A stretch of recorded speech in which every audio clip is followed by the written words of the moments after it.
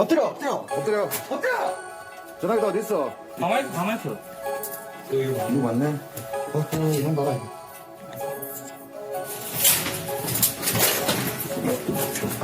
경찰청에 도왔고. 이거 뭐야? 전기통신 사업법 위반으로. 체포하고, 변호사 건임할 수 있고. 단속을 피하기 위해서 차량이라든가 오토바이 그것도 싣고 다니기도 하고 사람이 직접 가방에다가 메고 대중교통을 이용해서 돌아다니거나 걸어다니거나. 너 가만히 있어.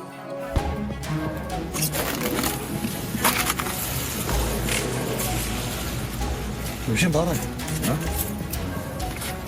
전기통신사법 위반 현행범 체크할게요.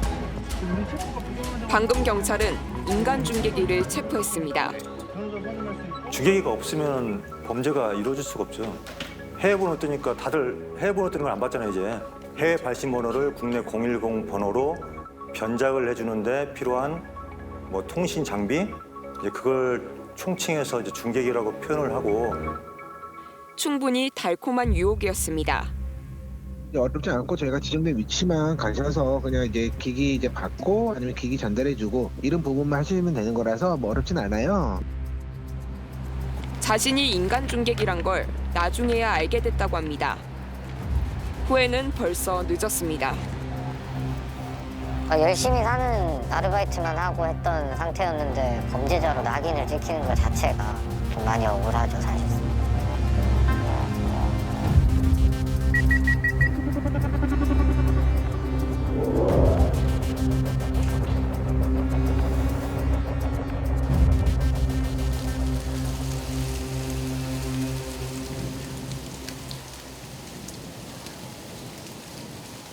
(9월 23일) 날 이분한테 처음 연락을 했고 이 공고를 본 게.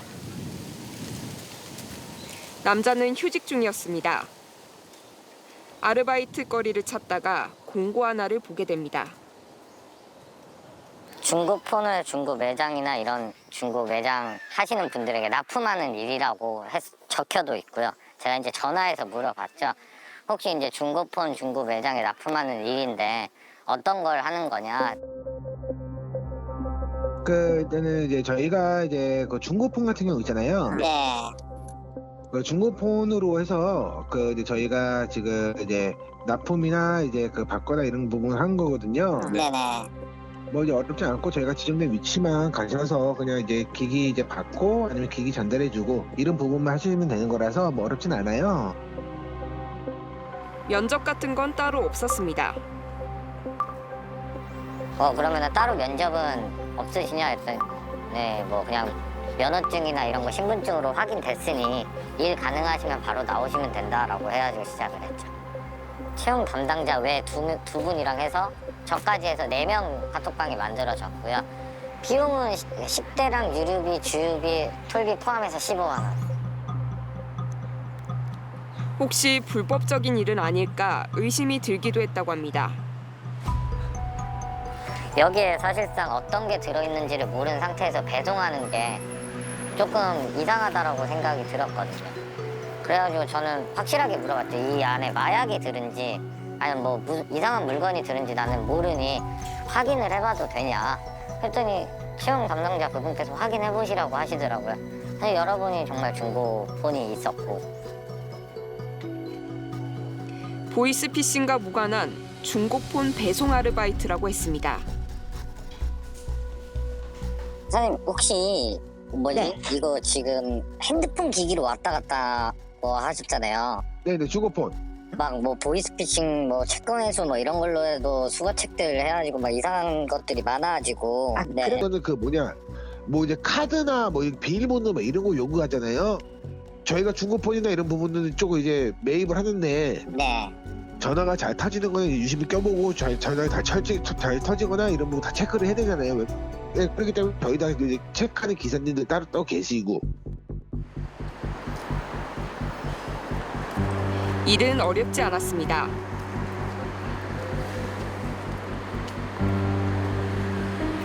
뭐 땡땡역 1번 출구에 나라 누구누구 대리님을 만나셔서 뭐 드리면 됩니다. 아니면 받으시면 됩니다. 이런 식으로 이제 해가지고 내려서 뭐 주변 서성이시는 분한테 이제 여쭤보고 성함을, 그리고 뭐 박스를 받거나 쇼핑백을 받거나 제가 전달해 드리는 쪽으로 하고요. 한 분은 이제 자주 보던 분이어가지고 나이대도 좀 더 어려 보이시고 하셔가지고 그분한테는 이제 무슨 아르바이트냐고 한번 물어봤던 적이 있죠. 그러니까 뭐라고 하셨어요? 그분은 이제 수신호 체크 아르바이트를 했다라고 이제 말씀을 하셨고요. 그러다 새로운 일자리가 구해져 일주일 만에 아르바이트는 그만뒀다고 합니다. 그런데 보름 뒤 집으로 경찰이 들이닥쳤고 김 씨는 체포됐습니다.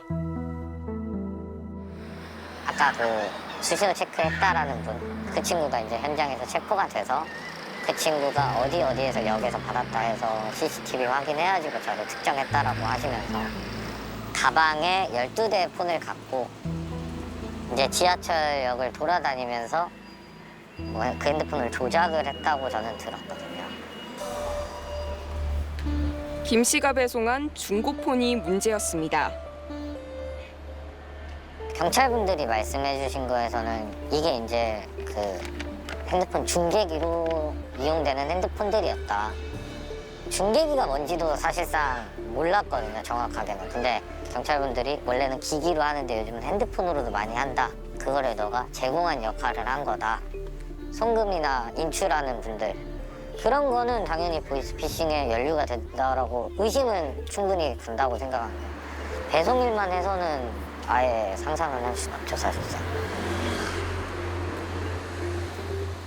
해외 발신 번호를 국내 휴대전화 번호 010으로 바꿔주는 중계기로 중고폰이 쓰인 겁니다.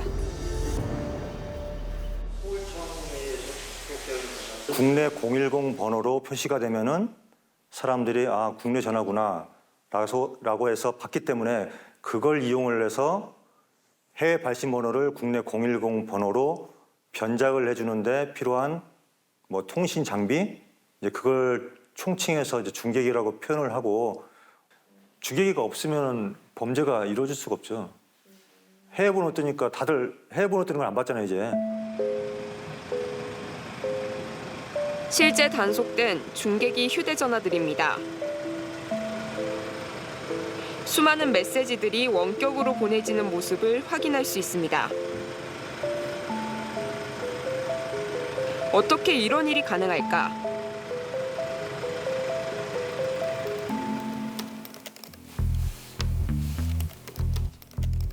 이렇게 제가 엄마 나 휴대전화 액정 깨졌어라고 보내보도록 하겠습니다.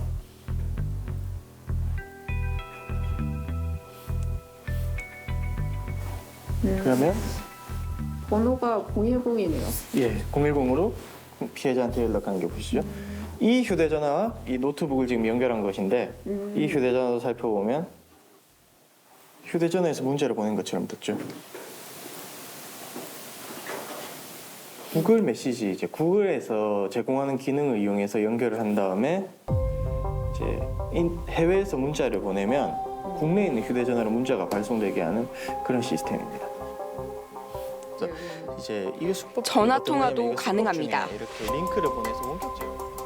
이제 아이패드와 아이폰을 연동하는 거고 이거는 국내에 있는 아이폰에 장착된 유심으로 통화를 할 수 있는 것처럼 만듭니다. 누구나 일상적으로 쓸 수 있는 서비스를 통해 손쉽게 변작이 가능한 셈입니다. 이처럼 보이스피싱 범죄의 핵심적 역할을 하는 중계기. 도대체 어디에 숨겨져 있을까? 장점 단점 제가 생각했을 때는 그 현장감이 갈 때가 많이 배. 갈 때가 많이 뺐네요. 저 여기 원래 꽉 찼었거든요. 갈 때. 여기 다 갈 때였어요, 이게. 어디 갔나 나. 나도 도착했습니다. 이 친구를 6개월 동안 추적했습니다. 처음에는 갈대밭이 있을 거라고 생각은 못했죠. 그러다가 이제 주변에 있는 건물도 확인해보고 이제 논두렁도 확인했는데 없었고 갈대밭이 있었는데 저쪽 한번 가볼까 했는데 그래도 한번 다 뒤져보자. 산이고 들이고 천이고 다 뒤져보자 해가지고 여기까지 와가지고 하는데 그때 영재 형사가 조금 이상한 거 있다 해가지고 뛰어가더만은 갈대가 그때는 사람 키만큼 있었는데 거기에 박스가 종이 박스가 많이 덮여 있는 게 보여가지고 이제 그걸 들춰보니까 안에 이제 심박스 장비가 있었습니다. 상자 안에서 발견된 수상한 통신 장비. 바로 심박스입니다. 다수의 유심칩을 장착해 중계기로 사용한 겁니다. 이게 이제 심박스라고 이제 보이스피싱 장비 중에 하나인데 이제 이 안테나당 전화번호 한 개를 변작해서 중국에서 전화를 걸면 이 심박스를 통해서 전화가 간 것처럼 이렇게 변작해주는 장비입니다. 중계기의 형태와 설치 장소는 다양합니다. 올려놔봐요. 간식이.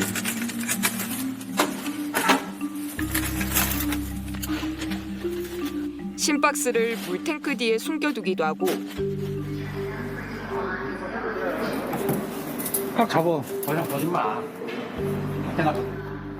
지하철 승강장 구석에 캐리어 가방에 넣어두기도 합니다. 이런 심박스 형태로 일반 가정집이라든가 모텔, 원룸, 고시원 이런 데다가 고정적으로 이제 설치를 해서 관리를 했었는데 이게 단속이 되다 보니까 단속을 피하기 위해서 휴대전화로 발전을 했죠.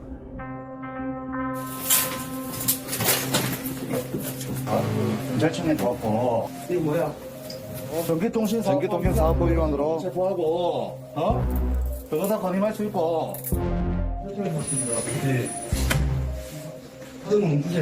수도 손 일어서 연수 확인해라.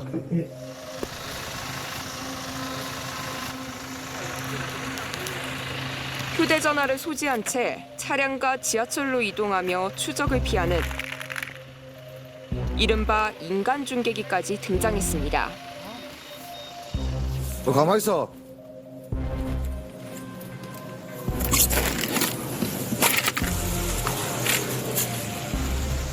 조심 봐라.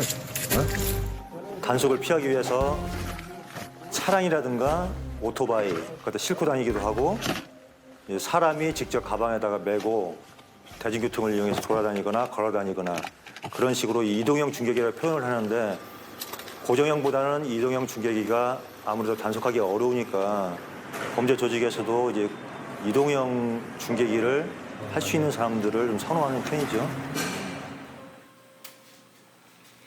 보이스피싱을 예방하기 위해 경찰은 대대적인 중계기 단속에 나섰습니다. 올해 4월부터 3개월 동안 이뤄진 경찰의 특별 단속 건수는 9,600여 건으로 전년과 대비해 30배 넘게 늘었습니다. 그러나 단속 과정은 쉽지만은 않습니다. 기술적이고 수사 기법이라서 자세히 설명을 할 수가 없고 단지 중계기가 있는 장소 그 주변이 어느 정도 특정을 해서 그 주변을 분팔아서 하루 종일이라도 수색을 해서 단속한다? 지역이 특정되면 이 의심 가는 곳들을 막 찾아보시는 거죠. 그렇죠. 그냥 정말 하나하나. 다 뒤져봐야죠. 설마 저희도 하지만 해보고는 있더라고요. 백사장에서 이제 바늘을 찾는 것처럼 차차치 다 수색을 해야 되죠. 안녕하세요. 인간 중계기를 모집하는 유혹은 단속을 피해 은밀하게 이뤄지고 있었습니다. 배달업을 하는 이 남성은 수시로 중계기 관리 아르바이트 문자를 받았다고 합니다. 저도 문자 통해서 받았고 문자 받자마자 문의를 했던 거죠. 그냥 단순히 재택 집에만 있으면 되고 휴대폰 받으면은 개통만 해주면 되고 인적사항 알려줄 테니까 그것만 고객센터 전화해서 개통만 해주면 된다. 그러니까 공유심 보관하고 개통되면은 폰에 꽂아서 개통을 확인해주고 어플을 실행하고 폰 아이디하고 그거를 다시 그 명의자 맞게 재가입하고 고객센터 전화해서 개통된 거 확인 전화하고. 주급으로 70. 이거는 주마다 70이라는 거죠? 예. 얘네는 거의 다 주급으로 하더라고요. 도대체 어떤 이들이 인간 중개기를 모집하고 있는 걸까? 중고폰 배송을 했다 피의자가 된 김 씨가 지원했던 SNS 공고글입니다. 공고에 적힌 SNS 아이디를 추적해봤습니다. 보면 연락처도 똑같고 카톡도 똑같고 근데 아까랑 공고 내용은 좀 다른 것 같은데. 가뜩에서 기기 개통 업무 및 기기 관리입니다. 핸드폰 관리하는 거네요. 급여는 250만 원. 같은 아이디로 선불 유심을 산다는 공고와 안전하게 신규 기변 개통해 주실 곳 구하고 있다. 이건 절대 불법적인 것은 하지 않는다 돼 있네요. 10년째. 지하철에서 수신호를 체크할 사람을 구한다는 SNS 글도 찾을 수 있었습니다. 그냥 지하철만 타고 이동만 하면 300만 원 준다. 모두 중개기 관리나 유통과 관련된 일입니다. 지원자를 가장해 직접 연락을 해봤습니다. 답변 왔다. 교육도 면접도 없고 불법적 일도 아니라는 답변. 그러면서 한 알뜰폰 업체 매니저라며 명함 하나를 보내줍니다. 명함에 적힌 주소로 찾아가 봤습니다. 엘리베이터가 맞겠죠? 그런데 해당 주소는 공인중개사 사무실이었습니다. 사기 관련된 취재를 하고 있는데 개인 주소를 찾아서 사실 찾아왔거든요. 여기 원래 여기 쓰셨다가 저희 이사를 가셔가지고. 그러면 텔레폼이 있기는 했어요? 네, 기존에 여기 이 장소가? 네. 그럼 이 언제쯤 옮기신 거예요? 텔레폼은? 올해 9월 초쯤으로 알고 있어요. 어떻게 된 일일까? 명함 속 매니저에게 전화를 걸었습니다. 매니저님은 송파 센터 여기 계신 거예요? 저번에 그 보내주신 것처럼? 네, 맞아요. 사무실에 계시는 거예요, 그러면? 네네. 근데 보내주신 주소로 찾아왔는데 다른 곳이던데? 언제 찾아오셨는데요? 지금요. 1층에 커피숍 있지 않나요? 제가 1층으로 내려갈게요. 그러나 해당 건물에는 커피숍은 없었고 한참을 기다려도 매니저는 나타나지 않았습니다. 대신 새로운 번호로 전화가 왔습니다. 말도 없이 찾아오셨다고. 예. 저도 이상한 데인지 확인해야 될 것 같아서 명함 주셔가지고 근처에 들릴 일이 있어서 왔거든요. 그러자 알뜰폰 업체 아래에 있는 프리랜서 사업자라 둘러댑니다. 텔레콤 내에 있어도 그 회사 주소로 돼 있어도 프리랜서 사업자들이에요. 저희 같은 경우는 본사 쪽으로 가셨다 하셔도 확인은 어려우세요. 근데 아예 거기가 뭐 공인중개소 사무실이던데요? 주소가 공인중개사 사무실이라고요? 저희가 사업장 신고를 그쪽으로 했는데 왜 그게 공인중개? 저한테 물어보셔도 제가 알 수가 없죠, 그거는. 그러더니 이상한 말을 합니다. 솔직하게 말씀을 드릴게요. 이게 지금 정상적인 일은 아니에요. 위험한 일은 아닌데 또 그렇다고 해서 정상적인 일은 아니에요. 혹시 뭐 이게 그럼 피싱 관련된 거예요, 그러면? 아니에요. 피싱 같은 경우는 예. 가담했다는 게 그거잖아요. 이제 누구를 만나서 돈을 전달을 했다든가 선불 유심 사용되는 게 대부분이 이제 뭐 대포폰 쪽으로도 많이 이용이 되고 하잖아요. 그죠? 여러 가지 직종들에서 구입들을 하세요. 그런 분들이 이제 구매를 원할 때 저희가 보내드리는 건데 그냥 집에서만 그냥 개통 확인만 해서 저희가 기사님 보내드리면 그 기기만 넣어서 저희한테 보내주기만 하면 되는 거예요. 공기기 같은 경우는 그냥 전원 꺼두세요. 어차피 전원 꺼두면은 뭐 문제되실 게 없으시잖아요. 만약에 저희가 필요한 게 뭐 1번 기기 좀 켜주세요. 거기다 공유심 꽂아서 켜주세요. 확인해주세요 하면은 확인됐다. 그럼 켜져 있는 상태에서 저희가 세팅을 다 하고 저희 쪽으로 보내주세요 할 거예요. 그럼 그때 보내주시기만 하면 돼요. 알고 보니 이들은 명함의 알뜰폰 업체를 무단으로 사칭한 것으로 파악됐습니다. 알뜰폰 업체는 지난달 이들을 사문서 위조와 업무방해죄로 고소한 상태였습니다. 이처럼 이들은 의심을 피하기 위해 정상적인 업체를 사칭하며 조직적으로 운영되고 있습니다. 일단 총책이라고 하죠. 총책임자는 해외에 있는 경우가 많고요. 그 밑으로 중국하고 국내랑 연락을 하는 연락책하고요. 그다음에 국내에서 중개소 관리하는 관리자, 그다음에 중개소 관리자를 관리하는 관리자, 뭐 이런 식으로 해갖고 나눠져 있는데, 그리고 뭐 중개소에 필요한 물품, 범행물품 제공하는 유통책도 있고요. 각자 역할이 세분화되어 있고 생각보다 잘 짜여져 있어요. 그러나 총책은 해외에 있는 탓에 국내에서 활동하는 관리자나 유통책을 잡아도 근절이 쉽지 않습니다.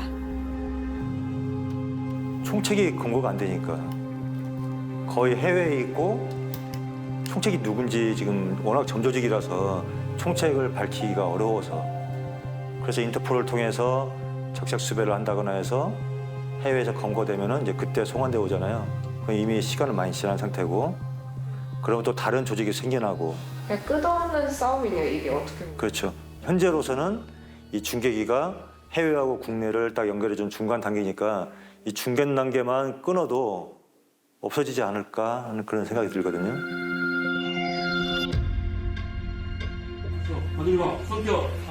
끈질기게 이어지는 보이스피싱의 고리.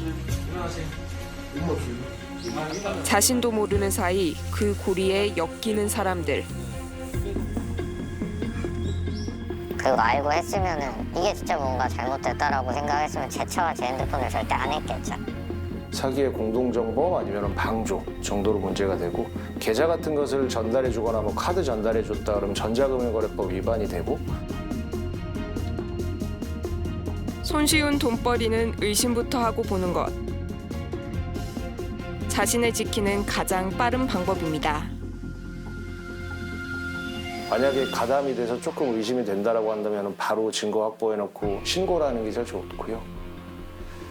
뭐 최저임금 생각을 하면은 뭐 어느 정도 기준은 세워져 있지 않겠습니까? 하루에 내가 가동할 수 있는 시간을 생각하면 이 정도 가치를 넘어서는 소득이 오고 짧은 시간에 이 정도가 된다, 뭐 보상이 나온다라고 의심해보는 게 제일 좋을 것 같고요.